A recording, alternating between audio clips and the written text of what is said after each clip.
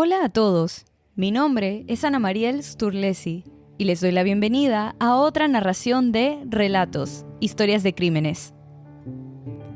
Por mucho que haya gente buena en el mundo, desgraciadamente hay gente que es extremadamente mala e inclusive llegan a recibir satisfacción de ser malvados. Entre estos malvados se encuentra Andrei Chikatilo, también conocido como el Destripador de Rostov, un prolífico caníbal soviético de tipo vampirista responsable de al menos 52 asesinatos ocurridos entre 1978 y 1990. Andrei Chikatilo confesó 56 asesinatos cuando finalmente fue capturado en 1990. Y el brutal asesino merodeaba de niños y jóvenes vagabundos, y hoy conoceremos con más detalle sus crímenes.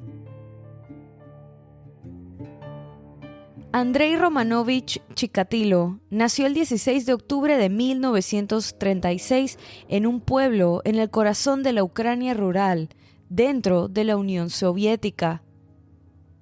Durante la década de 1930, Ucrania era conocida como el granero de la Unión Soviética, y las políticas del comunismo, implementadas mediante la imposición de la recolecta agrícola por parte de Stalin, causaron penurias generalizadas dentro del país, lo que eventualmente condujo a una hambruna que diezmó a la población.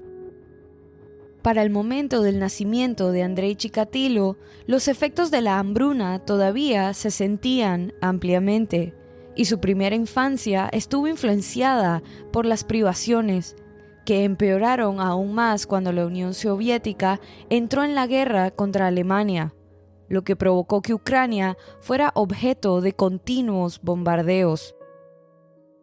Además de las dificultades externas, su vida familiar se vio perturbada por el reclutamiento de su padre en la guerra contra Alemania, donde fue capturado, hecho prisionero y luego ridiculizado por sus compatriotas por permitir que lo capturaran. Cuando finalmente regresó a casa, tal era el control político ejercido por la Unión en aquella época que el joven Chikatilo sufrió las consecuencias de la cobardía de su padre, convirtiéndolo en foco de acoso escolar. Dolorosamente tímido como resultado de esto, su única experiencia sexual durante la adolescencia ocurrió a los 15 años, cuando se dice que dominó a una joven, pero el encuentro forzado terminó más rápido de lo que esperaba, por lo que recibió aún más burlas. Esta humillación coloreó todas las experiencias sexuales futuras y consolidó su asociación del sexo con la violencia. Después de intentos fallidos de estudiar y trabajar, se mudó a un pueblo cercano a Rostov, donde se convirtió en ingeniero telefónico. Su hermana menor se mudó con él, y preocupada por su falta de éxito con el sexo opuesto, organizó un encuentro con una chica local llamada Fallina, con quien se casó en 1963. A pesar de sus problemas sexuales y su falta de interés en tener sexo convencional, tuvieron 2 hijos y vivieron una vida familiar aparentemente normal. En 1971, el cambio de carrera a maestro de escuela duró poco, cuando una serie de denuncias sobre agresiones indecentes a niños pequeños lo obligaron a pasar de escuela en escuela, antes de instalarse finalmente en una escuela de minería, donde cometió su primer asesinato documentado. El 22 de septiembre de 1978, atrajo a una niña de 9 años llamada Yelena Zakotnova a una antigua casa que había comprado en secreto. Intentó violarla, pero fracasó. Cuando la niña luchó, él la estranguló hasta la muerte y apuñaló su cuerpo y recibió gratificación de ello, y luego arrojó el mismo a un río cercano. A pesar de las pruebas que vinculaban a Chikatilo con la muerte de la niña, entre las que se encontraban manchas de sangre de la niña en la nieve cerca de la casa del hombre y un testigo que había dado a la policía una descripción detallada de un hombre muy parecido a Chikatilo, a quien había visto hablando con la niña en la parada de autobús donde fue vista por última vez, un joven de 25 años llamado Alexander Kravchenko, que, cuando era adolescente, había cumplido una condena de cárcel por la violación y el asesinato de un adolescente, fue arrestado por el crimen y posteriormente confesó el asesinato. La esposa de Chikatilo le proporcionó una coartada infalible que le permitió evadir cualquier atención policial adicional. Kravchenko fue juzgado por el asesinato y durante el juicio se retractó de su confesión y mantuvo su inocencia, afirmando que su confesión había sido obtenida bajo extrema coacción. A pesar de su retractación, fue declarado culpable del asesinato y condenado a 15 años de prisión. Bajo presión de los familiares de la víctima, Kravchenko fue juzgado de nuevo y finalmente ejecutado por el asesinato de Lena Zakotnova. Quizás como resultado de su estrecho roce con la ley, no hubo más víctimas documentadas durante los siguientes 3 años. Aún acusado por denuncias de abuso infantil, a Chikatilo le resultó imposible encontrar otro puesto docente, cuando lo despidieron de su puesto en la escuela de minería. Aceptó un trabajo como empleado de una fábrica de materias primas en Rostov, donde los viajes que implicaba el puesto le dieron acceso ilimitado a una amplia gama de víctimas jóvenes durante los siguientes 9 años. El 3 de septiembre de 1981, Larisa Kachenko, de 17 años, fue su siguiente víctima, estrangulada, apuñalada y amordazada con tierra y hojas para impedir que gritara.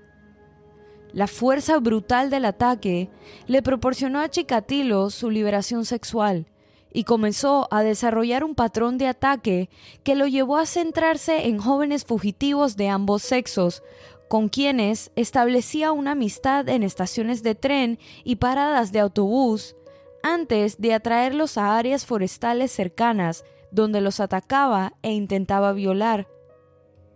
En varios casos, se comió los órganos sexuales o les extrajo otras partes del cuerpo, como las puntas de la nariz o la lengua. En los primeros casos, el patrón común era infligir daño en el área de los ojos, cortando las cuencas y extirpando los globos oculares en muchos casos, un acto que Chikatilo atribuyó más tarde a la creencia de que sus víctimas mantenían una huella de su rostro en sus ojos, incluso después de la muerte. 9 meses después de este último asesinato, Chikatilo viajó en autobús para hacer algunos recados, pero decidió continuar su viaje a pie. Al alejarse de la estación de autobuses, se encontró con una niña de 13 años, que caminaba a casa después de un viaje de compras. Los dos caminaron juntos durante una pequeña distancia, hasta que su camino quedó protegido de la vista de posibles testigos por arbustos, después de lo cual Chikatilo se abalanzó sobre la niña, la arrastró hacia la maleza cercana y la mató apuñalándola y cortándola hasta la muerte. En ese momento, los asesinos en serie eran un fenómeno prácticamente desconocido en la Unión Soviética, ya sea como resultado de la supresión de información o de diferencias culturales más amplias entre las sociedades soviética y occidental. Los medios de comunicación, controlados por el Estado, a menudo suprimían las pruebas de asesinatos en serie o abusos infantiles en aras del orden público. La mutilación del ojo era un modus operandi lo suficientemente distinto como para permitir vincular otros casos, cuando las autoridades soviéticas finalmente admitieron que tenían que enfrentarse a un asesino en serie. A medida que aumentaba el recuento de cadáveres, los rumores sobre complots de inspiración extranjera y ataques de hombre lobo se hicieron más frecuentes, y el miedo y el interés del público crecieron, a pesar de la falta de cobertura mediática. El detective mayor Mikhail Fetisov fue enviado a Rostov para asumir el control de la investigación. Se dio cuenta de que un asesino en serie podría andar suelto y asignó a un analista forense especializado, Víctor Burakov, para que dirigiera la investigación. Tras los asesinatos, Chikatilo ya no intentaba resistir sus impulsos homicidas. Entre julio y septiembre de 1982, mató a otras 5 víctimas de entre 9 y 18 años. Las víctimas femeninas adultas de Chikatilo eran a menudo prostitutas o mujeres sin hogar a las que atraía a lugares apartados, con promesas de alcohol o dinero. Por lo general, intentaba tener relaciones sexuales con estas víctimas, pero generalmente no podía lograr una erección, lo que lo enviaba a una furia asesina, particularmente si la mujer se burlaba de su impotencia, y solo podía sentir placer durante la parte en la que asesinaba a sus víctimas. Las víctimas infantiles y adolescentes de Chikatilo eran de ambos sexos. Atraería a estas víctimas a áreas aisladas utilizando una variedad de artimañas, generalmente formadas en la conversación inicial con la víctima, como prometerles asistencia o compañía u ofrecerles mostrarles un atajo, la oportunidad de ver sellos, películas o monedas raras, o con una oferta de comida o dulces. Por lo general, dominaba a estas víctimas una vez que estaban solas. A menudo les ataba las manos a la espalda con un trozo de cuerda antes de rellenarles la boca con barro para silenciar sus gritos y luego proceder a matarlas. Después del asesinato, Chikatilo hacía esfuerzos rudimentarios, aunque rara vez serios, para ocultar el cuerpo antes de abandonar la escena del crimen. Cuando se sumaron otras 15 víctimas durante el transcurso de 1984, los esfuerzos policiales se incrementaron drásticamente y organizaron operaciones de vigilancia masivas que recorrieron la mayoría de los centros de transporte locales. El asesino en serie fue arrestado por comportarse de manera sospechosa en una estación de autobuses, pero nuevamente, evitó sospechas sobre los cargos de asesinato, ya que su tipo de sangre no coincidía con el perfil del sospechoso, pero fue encarcelado durante 3 meses por una serie de delitos menores.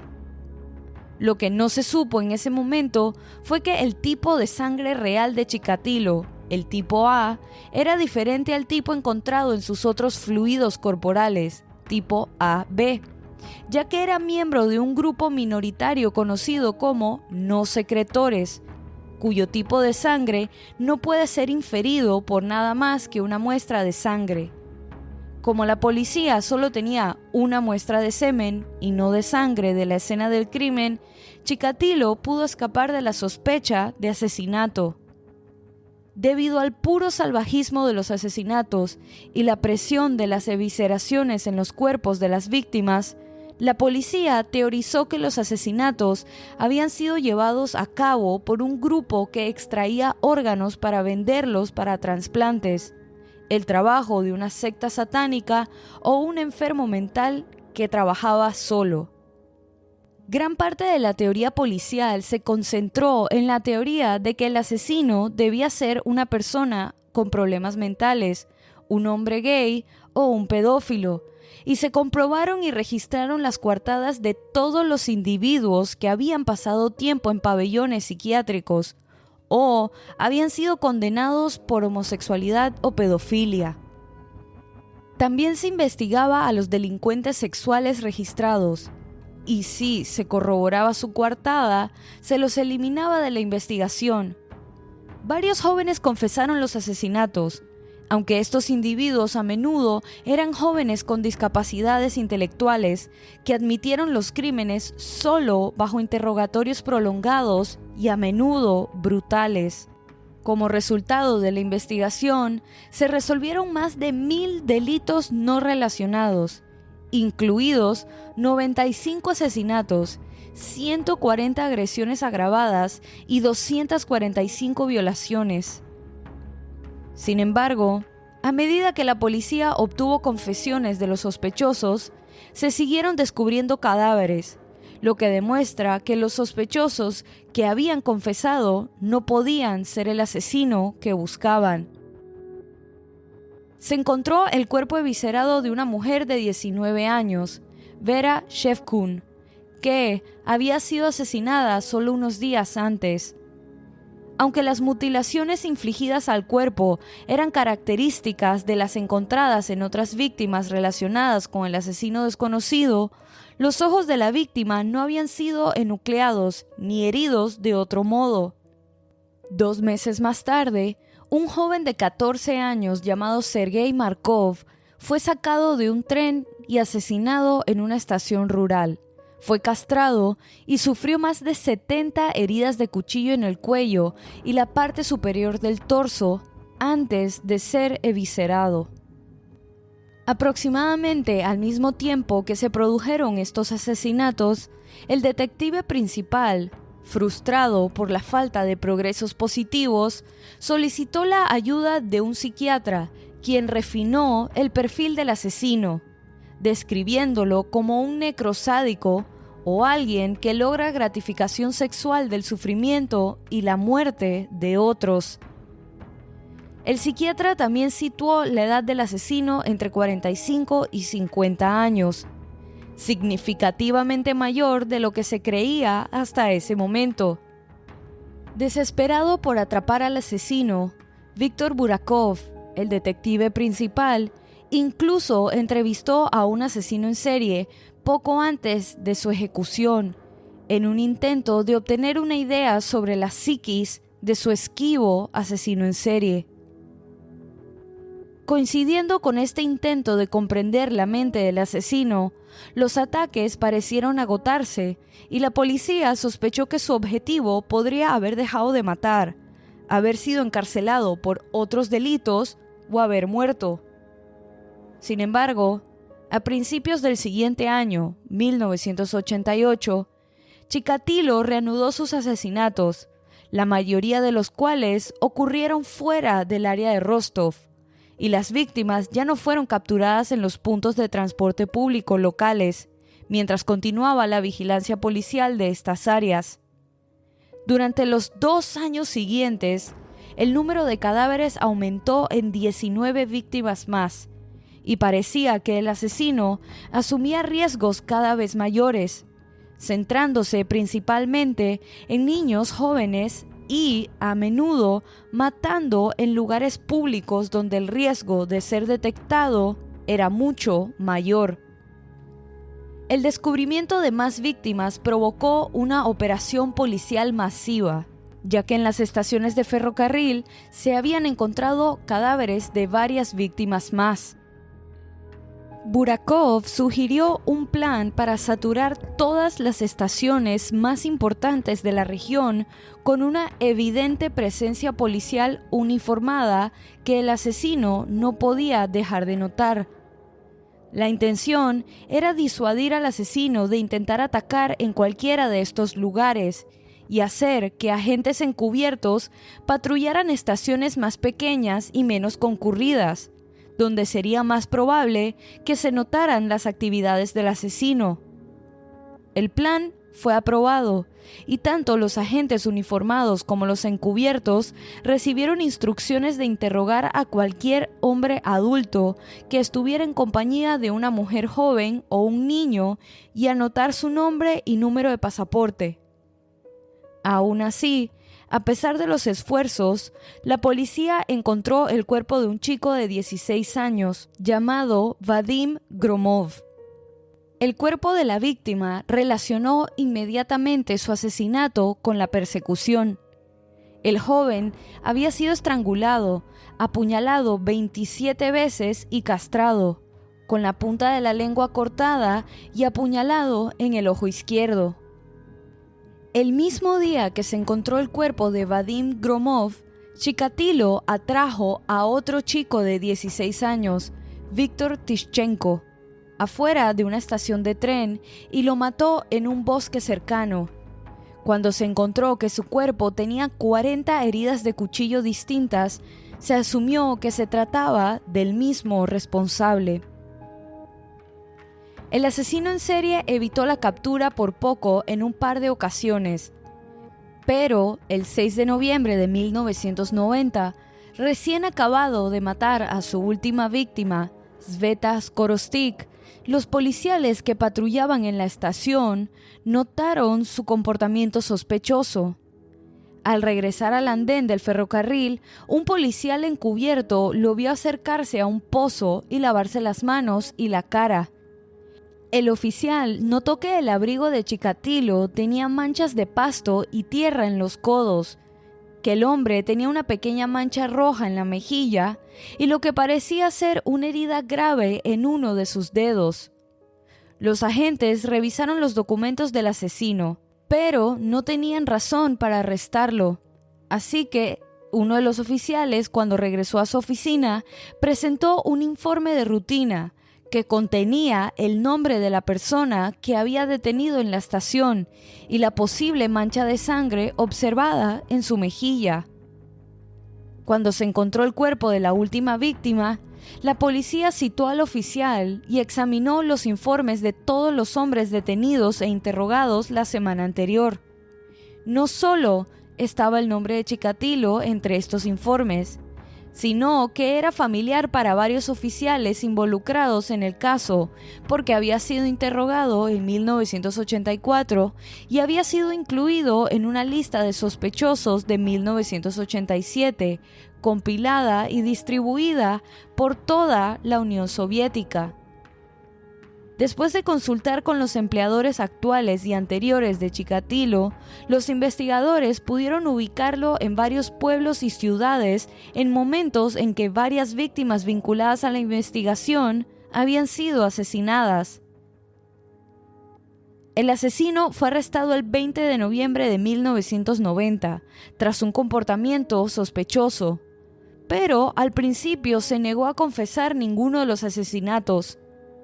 A lo largo del interrogatorio, Chikatilo negó repetidamente haber cometido los asesinatos, aunque sí confesó haber abusado sexualmente de varios de sus alumnos durante su carrera como profesor.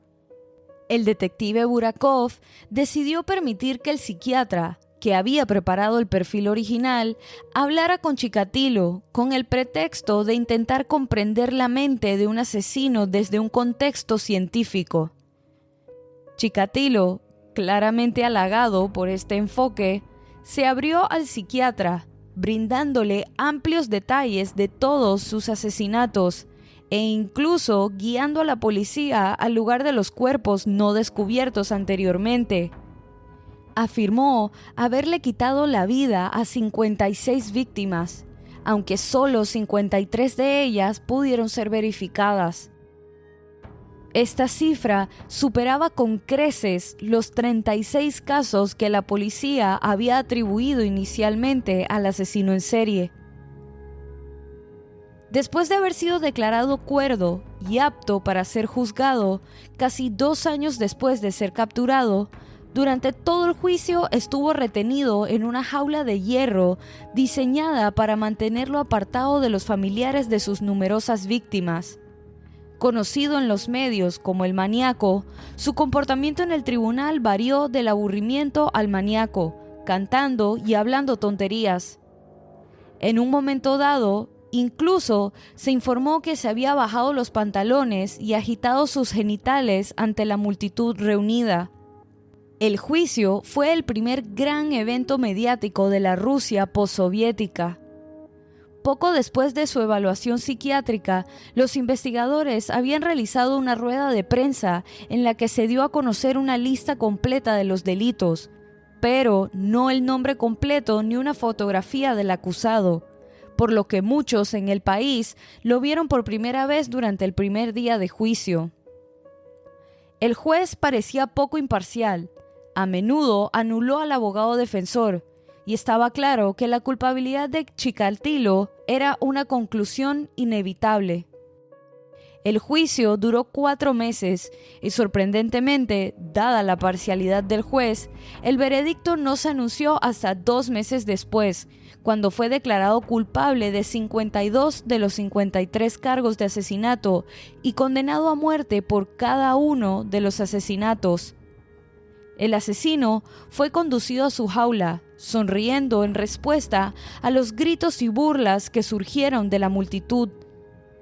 El juez pidió silencio y comenzó a leer el veredicto.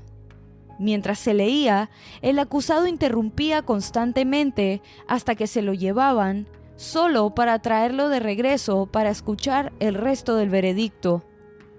Curiosamente, en un momento dado, el juez estuvo de acuerdo con una de las objeciones de Chikatilo, cuando afirmó que era la negativa de la Unión Soviética a reconocer la existencia de tales crímenes lo que había contribuido a sus años de inmunidad.